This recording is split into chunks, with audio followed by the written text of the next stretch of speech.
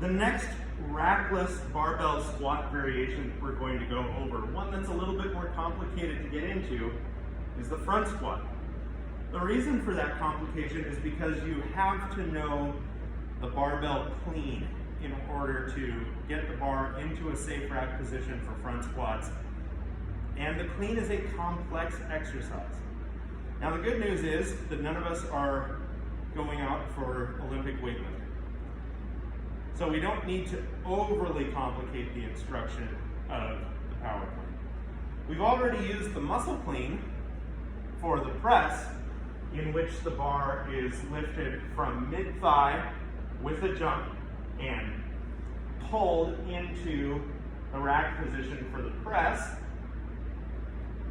The power clean simply adds a squat under to that pull. This allows us to use heavier weight because we don't have to pull it as far. It also requires that we have pretty good shoulder mobility and we have taken care of our lat and tricep tissue quality and length, so that when we catch, we can catch the bar with the elbows high, and that becomes our rack position. Big belly breath, and I can front squat.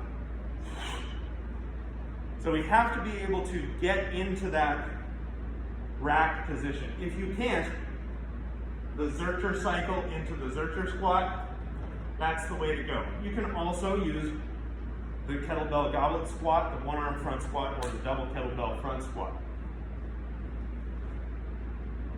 The power clean is relatively simple once you understand the muscle clean. It's simply taking advantage of that momentum that you've imparted onto the bar to get it up into the rack position and sneaking underneath it. Now, one thing that will happen in the power clean that doesn't happen in the muscle clean is your stance will change. So in the muscle clean, I've got my jump width stance, I jump it up, boom. Maybe my heels lift a little bit, and I catch it.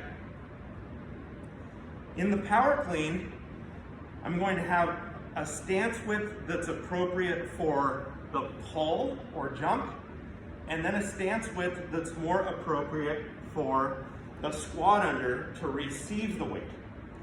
That squat under stance is going to be pretty close to what you'll use for your front squat.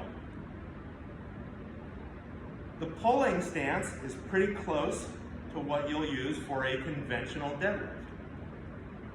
This stance imparts force directly into the ground because your legs are pretty much straight underneath you. This stance gets you under the bar a little bit more easily by widening your stance and prepares you to receive the eccentric load of the bar coming back down into the rack position like you would in a squat. So here is the muscle clean that we've already practiced.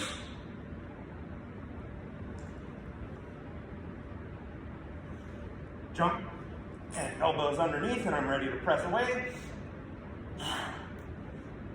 Here is the power clean.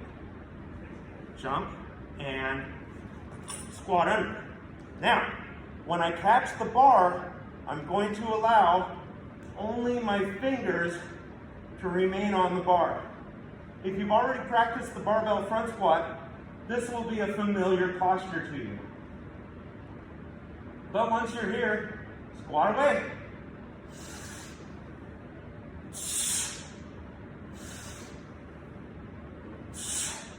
And you're good to go. When you're done, just simply step away from the bar and let it fall to the floor. If you live in an upstairs apartment, don't fucking do this.